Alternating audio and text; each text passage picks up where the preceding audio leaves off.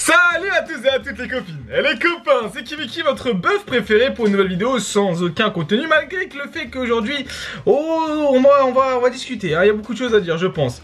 Bon, comme d'hab les gars, merci de me soutenir, on est déjà 4500, 4200, un truc comme ça sur le Discord, c'est un truc de fou. On est bientôt 11 000 sur cette chaîne YouTube, vendredi on fera le premier live Pokémon, on va s'ouvrir comme je vous ai dit une display japonaise. Du coup bah franchement les gars, je suis ultra hype, voilà, c'est super bien ce qui est en train de se passer, je tiens vraiment à vous remercier, en ce moment c'est un truc de fou. Cette chaîne Pokémon, donc voilà, je vois qu'il y en a qui prennent leur petit rendez-vous tous les soirs pour regarder cette vidéo. Et d'ailleurs, si vous aimez ce que je fais et que vous avez envie de me soutenir encore un petit peu plus, n'hésitez pas. Le mercredi, je sors une vidéo aussi sur ma chaîne principale sur la bouffe, donc n'hésitez surtout pas. Voilà, on fait le transfert entre les deux chaînes à chaque fois. Bon les gars, aujourd'hui gros sujet, il y a eu un gros post de la ferme Pokémon, c'est un des groupes Pokémon les plus connus en réalité, hein, qui est, je pense, hein, quand même c'est un des plus influents en tout cas, qui a parlé des influenceurs. Donc on me l'a envoyé, on m'a dit que voilà, peut-être que j'étais plus ou moins visé, bon peut-être, on sait pas, hein, je sais que ces derniers temps je divise beaucoup et tant mieux, hein, à mon plus grand bonheur, hein, moi je suis content, hein, qu'il y ait des gens qui m'aiment et qui m'aiment pas, je suis content, hein, moi je suis content. Et puis aussi, je suis content aussi que voilà, il y a des gens qui n'aiment pas ce que je fais, ils ont totalement le droit de détester ce que je fais, et des gens qui adorent ce que je fais, et voilà, c'est vachement cool. Je pense qu'il faut de tout, et plaire à tout le monde, c'est être, voilà, bref, vous savez ce que j'en pense. Bon, on va lire ce gros pavé les gars, parce que bon, il y a quelques petits pics, quelques petites attaques, je vais vous répondre, je vais répondre à tout ça, et ensuite on va parler un peu des influenceurs et du rôle qu'on a vis-à-vis du marché Pokémon, parce que c'est vrai que moi aussi j'ai pu faire des trucs qui ont parfois bousculé, à mon échelle, le marché. Prévention, les influenceurs. Bonjour à tous et à toutes. C'est un sujet qui revient souvent en commentaire ou sous des posts en ce moment. Vous l'aurez compris, en lisant la bannière, nous allons évoquer la question des influenceurs. Comme l'on indique, ils cherchent à influencer. Bon, moi je cherche aussi à nourrir ma famille, frère. Hein, parce que bon, influencer c'est bien, mais moi je vais mettre bien le PIB indien. Hein. D'ailleurs, on va mettre plein de pubs. Hein, faut financer la daronne. Mais de quelle manière et surtout pourquoi? Il est possible que certaines personnes se sentent visées suite à ce post. Ce n'est pas un hasard. Soyons clairs, nous ne citerons aucun nom, mais nous nous appuyons sur de trop nombreux éléments. D'accord. Très bien. L'on voit souvent passer des vidéos au titre putassier du type le meilleur investissement Pokémon, comment investir et gagner de l'argent grâce à Pokémon. Bon, c'est des titres que moi j'ai pu faire déjà. Et surtout, ce truc de vidéo putassier, c'est vraiment, les gars, je vous dis, c'est vraiment le bas de plateau de l'argumentaire YouTube. C'est vraiment ultra boomer. Le truc du putaclic, les gars, le putaclic, ça fait longtemps, c'est un débat de 2015. Ça n'existe pas, d'accord les gars, ça n'existe pas le putaclic. Si on fait ce qu'on appelle du putaclic, ça veut dire que quand les gens vont cliquer, ils vont se barrer de la vidéo. C'est la pire chose qui peut arriver sur YouTube. Hein, parce que YouTube nous référence uniquement pour mon watch time. Plus les gens vont regarder longtemps la vidéo, plus ils vont rester longtemps sur la vidéo, plus tu vas être référencé. Bien sûr que le titre et la miniature, ça a une énorme importance. Mais les gars, c'est quoi ce truc du putaclic? Je reviens sur ça, c'est ridicule ce débat. C'est ridicule. Si demain, je vous dis que pour le même travail, vous pouvez toucher 2 voire 3 fois plus de personnes en changeant votre titre, bah vous allez le faire. On s'en fiche en fait. Je comprends pas cette soi-disant éthique sur le titre. Tu fais de mal à personne. Ça te permet peut-être de toucher beaucoup plus de monde. Et de toute façon, si les gens quittent rapidement ta vidéo, c'est la pire chose qui peut t'arriver sur YouTube, parce que ton référencement va directement dégringoler. Donc ça, l'argument putaclic, c'est vraiment quand t'es un boomer et que tu comprends rien à ce qui se passe actuellement sur YouTube. C'est triste, mais c'est la vérité. Dans lequel les collectionneurs vous conseillent avec un aplomb sans égal, ah ça je me reconnais bien, d'investir dans certaines séries ou cartes en particulier. Cela peut paraître très intéressant et positif, mais cela n'est ni plus ni moins que de la manipulation de marché, dont vous devenez les acteurs. En effet, lorsque quelqu'un, surtout quelqu'un qui a de la visibilité directe ou indirecte par l'intermédiaire d'un gros youtubeur par exemple, vous conseille d'investir dans quelque chose, c'est intéressé. Alors ça, pas forcément. Je vais vous prendre mon exemple. Je comprends ce qu'il veut dire. Et il a raison. En vrai, il a raison. C'est vrai qu'on assimile ça très facilement à une manipulation de marché. Je veux dire que moi, il y a pas longtemps, j'arrêtais pas de vous dire que voilà, je kiffais du Hot Shock, mais c'est vrai que j'ai beaucoup de du Hot Shock parce que c'est une série que j'adore. La série a explosé et c'est vrai que bon bah je suis gagnant là-dessus. C'est la vérité. Par contre, j'ai fait une vidéo sur le japonais les gars. Je vous ai présenté des items qui cotaient allez 300 €, un truc comme ça. Je vous ai dit que les gars, faut absolument les acheter. Je les ai même pas pris pour moi. Vraiment, j'ai juste fait la vidéo. Les items aujourd'hui, ils en valent 1900 €, je crois, un truc comme ça. Ça monte à comme ça les enchères. Il n'y a plus aucun item qui est disponible sur cette vidéo les gars. 2 à 3 heures après ma vidéo. Elle a fait que 2000 vues. Donc voilà, c'est pas énorme. Je suis une petite personne, je suis rien du tout moi dans la communauté. Je suis personne les gars, je vous dis je suis personne. Mais pour vous montrer que oui c'est vrai, on peut voir ça quand même comme une petite manipulation de masse. Et c'est vrai, je le comprends totalement. Là-dessus, en vrai, je peux vraiment le comprendre, il n'y a pas de souci. Mais c'est pas directement intéressé. Des fois, on fait juste ça pour faire une vidéo. Regardez, moi, je fais une vidéo par jour, bah, faut que je trouve un sujet, frère. Et si je trouve que, bah ouais, les séries, je les trouvais cool, elles sont vachement cool. On va revenir aussi sur ça, mais les gars, enfin, dire investir sur ci, investir sur ça, en ce moment le marché il est débile.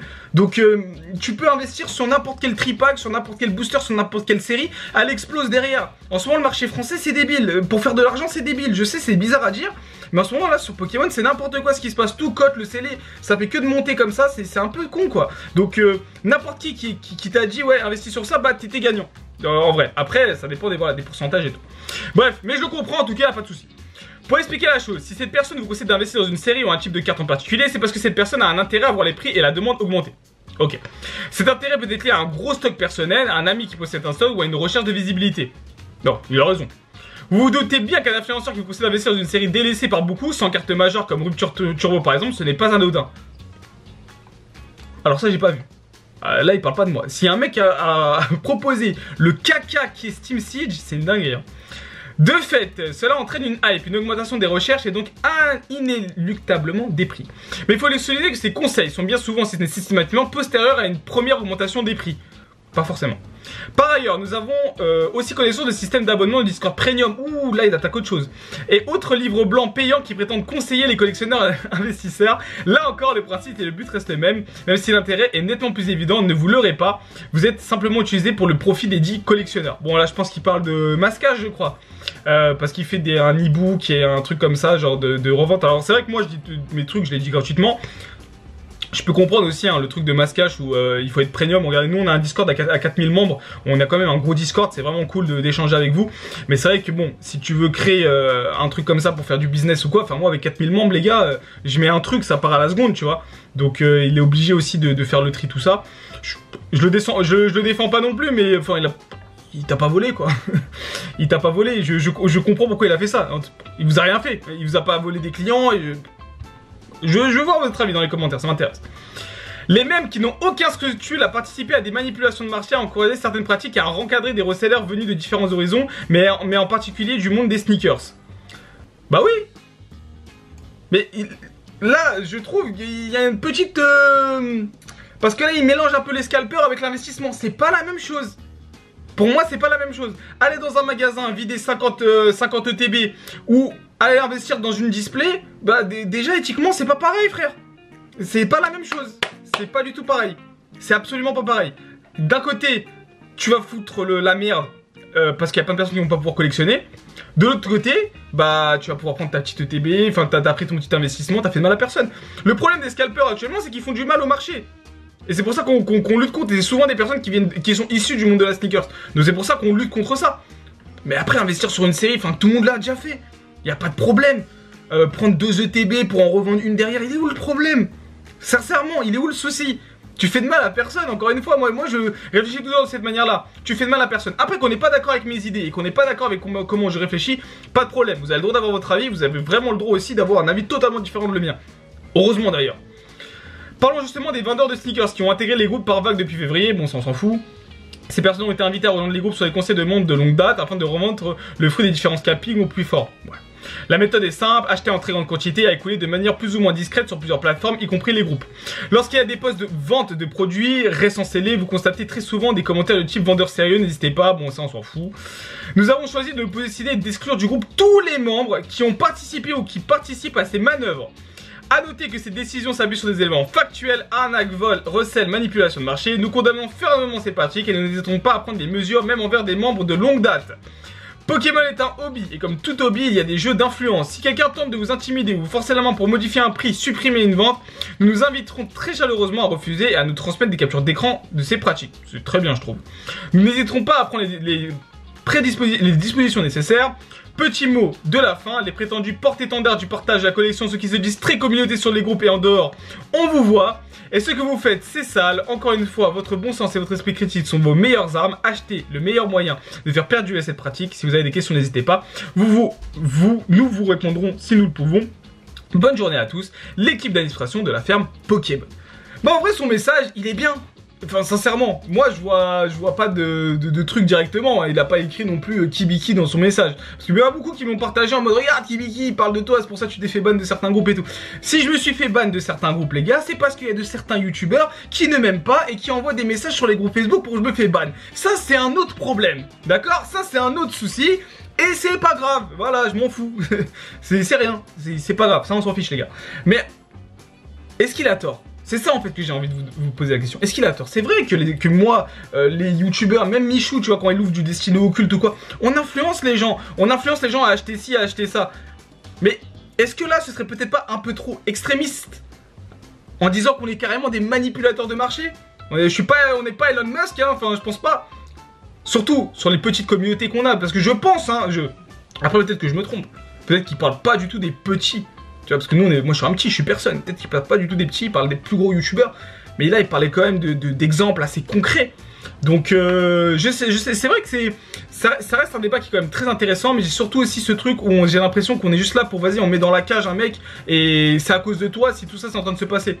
Alors que des fois, c'est juste bienveillant.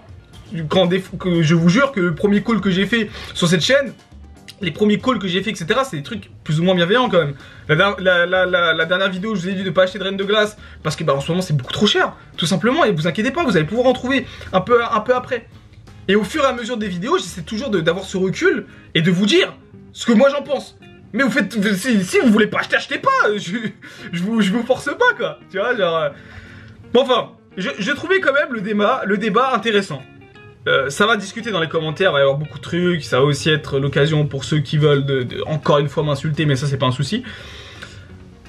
Je comprends, encore une fois, je comprends. Attention de pas faire d'amalgame entre ce que moi je combats par exemple avec le scalping vraiment abusé, le scalping hardcore, où tu vas vider les rayons de magasin, etc. alors que t'es même pas professionnel. La majorité ils ont même pas de numéro de sirette, rien, ils revendent, enfin c'est dégueulasse ce qu'ils font. Et ça, on est là pour lutter contre.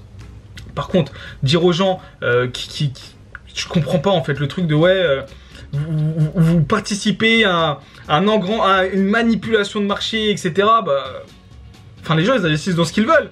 On peut dire pareil du coup de plein d'autres marchés. On force la main de personne. Si moi je vous ai dit que Duo Shock c'est une super série, bah investissez si vous voulez dessus. C'est vrai que les prix là ont explosé, mais c'est pas de ma faute. Dans tous les cas, cette série elle allait péter. Dans tous les cas, les gars. Et on peut prendre l'exemple de plein d'autres trucs.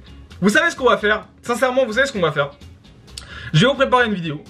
Je vais vous dire 3 séries que j'ai, enfin que je n'ai pas, voilà. 3 séries que je n'ai pas, ça sera mieux que je n'ai pas. Comme ça, je vais les acheter en même temps que vous. Comme ça, au moins, il n'y aura pas de souci. 3 séries que je trouve exceptionnelles, sous-cotées, et qui pour moi, dans les 6 mois à venir, vont exploser. Voilà. Comme ça, on verra. Est-ce que ça va manipuler le marché? Je pense que ça va quand même faire un engouement sur la série, les gens vont commencer à la chercher, etc. Mais où est je vois pas le mal en fait. Oui, le mal peut-être pour des gens qui recherchaient cette série et qui voulaient la collectionner et tout, du coup les prix augmentent et c'est relou pour eux. Ouais. Je sais pas. Je suis un peu perdu quand même. Je suis un peu perdu sur tout ça. Je suis un peu perdu sur ce truc. Je comprends pas. Voilà, je vous avoue que je comprends pas. Il y a des trucs que je comprends pas dans ce message. Peut-être que je suis trop con pour comprendre. C'est possible aussi. Hein. J'ai jamais dit que j'étais quelqu'un de très intelligent. Mais voilà. Bref, moi c'était cool. C'était une petite vidéo tranquille. Je voulais réagir à ça. C'est vrai qu'en ce moment c'est beaucoup. Là je suis partout. Un drama, baisse de marché. Moi, je suis partout. J'en ai rien à faire. Tout ce qui est bon pour faire une vidéo, je vais le faire. Bref, en tout cas, bon, ça m'a fait plaisir de vous parler. Je vous attends dans les commentaires. Dites-moi un petit peu ce que vous en pensez. Dites-moi un petit peu ce que voilà, si vous pensez un petit peu de mon avis, si vous êtes d'accord, si vous n'êtes pas d'accord. Est-ce que si j'ai des choses que j'ai mal compris aussi, dites-le moi. Et bon, bah voilà, vous connaissez un petit peu la situation. Et peut-être aussi comprendre pourquoi il y a des gens aussi qui sont vachement divisés avec ma manière de penser. Et il n'y a pas de problème. Voilà, sincèrement, il n'y a pas de problème, les gars. Je suis limite en train de vous dire détestez-moi. Non, clairement pas. Mais il faut tout en fait. Faut tout dans un monde. Donc, moi, je suis déjà super content de ce qui est en train de se passer. Genre, je rebondis encore pour vous dire merci. Merci pour tout ce qui se passe. Merci pour tous les messages, les dessins, les trucs, Et en ce moment, je suis gâté. Hein. Je tiens à le dire. Je veux vraiment pas me plaindre de ma situation. Je suis grave gâté. Franchement, vous êtes des bons de ouf avec moi. Merci beaucoup. Mangez bien, dormez bien, mais surtout, restez fans de Pokémon. Et puis on se retrouve très vite pour de nouvelles aventures sans aucun contenu. Prenez soin de vous, je vous fais des bisous.